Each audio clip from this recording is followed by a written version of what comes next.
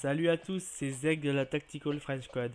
Aujourd'hui, on se retrouve pour la review du G1911B CO2 Blowback de chez Well. Alors, au niveau du carton d'emballage, il n'y a pas grand chose, mais vraiment pas grand chose. Quelques inscriptions en haut à gauche, c'est tout. Donc, on va passer à l'intérieur. Donc, à l'intérieur, on retrouve le polystyrène avec l'emplacement pour la réplique avec la réplique, l'emplacement pour le chargeur avec le chargeur. C'est tout. Pas d'échantillon de billes, pas de cartouche de CO2. Voilà, juste le strict minimum. Donc on peut passer directement à la réplique. Donc une réplique visuellement assez bien finie.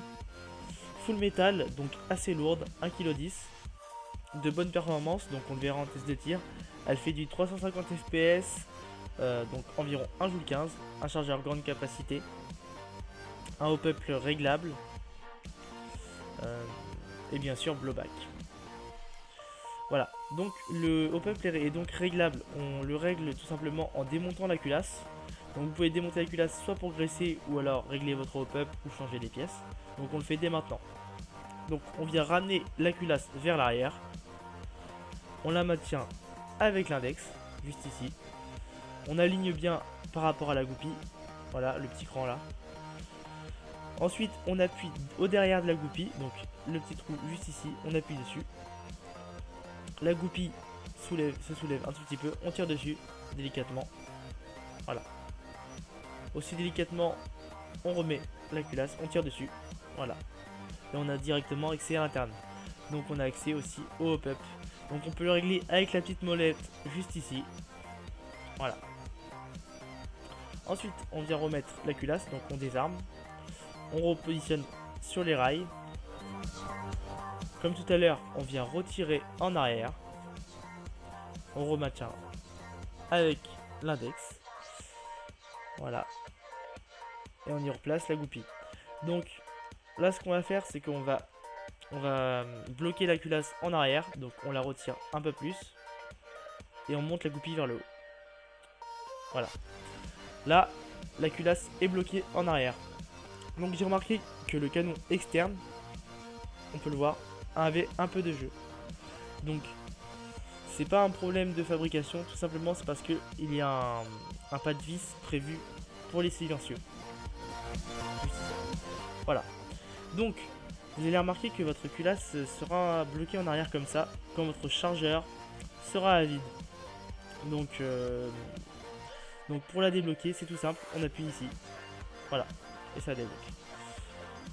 Ensuite, au niveau de la sécurité, donc on a une sécurité ici ambidextre, donc droitier comme pour gaucher. Donc on voit très bien, elle est assez fragile, donc il faut y faire très attention. Elle se met assez facilement, donc c'est un des bémols de la réplique. Ensuite une autre sécurité, mais celle-ci elle est factice, voilà, juste ici. Donc la queue de détente elle est en acier, donc elle a un petit look. L'organe de visée est banal. Ensuite j'ai remarqué une usure. Donc j'ai remarqué une usure juste ici. Donc suite au blowback. Donc je ne sais pas si c'est une usure qui est propre à la réplique de chez Well. Donc la réplique 1911 de chez Well. Ou alors si c'est juste sur la mienne, je ne sais pas du tout, il faut vérifier avec une autre. Voilà. C'est pas méchant mais voilà. Donc le chargeur grande capacité, comme je disais tout à l'heure, on peut y mettre 20 billes. Donc pour y mettre les billes, tout simplement on tire sur le chargeur et au bas du chargeur, juste ici, on y met les billes. Soit à la main ou soit au baby loader. Donc au baby loader c'est plus rapide, plus efficace, plus simple. Voilà.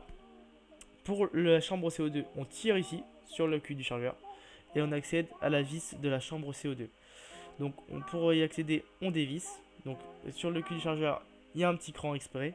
Donc on peut dévisser avec ou sans.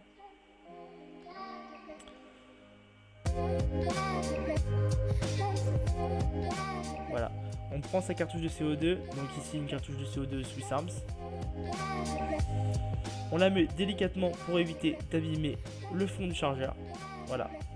Et on revisse. Moi j'ai pas revissé parce que. Enfin j'ai pas revissé avec la sparklette. Je le ferai après pour le test de tir. Donc lorsque vous revissez avec la sparklette, faites attention à bien visser déjà et maintenez à fond, enfin vissez à fond. Donc à la fin vous vissez avec le cul du chargeur jusqu'à entendre un petit bruit, le petit bruit du fait que la sparklette soit percée. Lorsque vous avez terminé votre test de tir ou votre partie, vous appuyez juste ici avant de retirer la sparklette de CO2 pour que le CO2 se vide entièrement. Voilà. Donc on a fait le tour. Donc on se retrouve dès maintenant pour le test de tir. A tout de suite.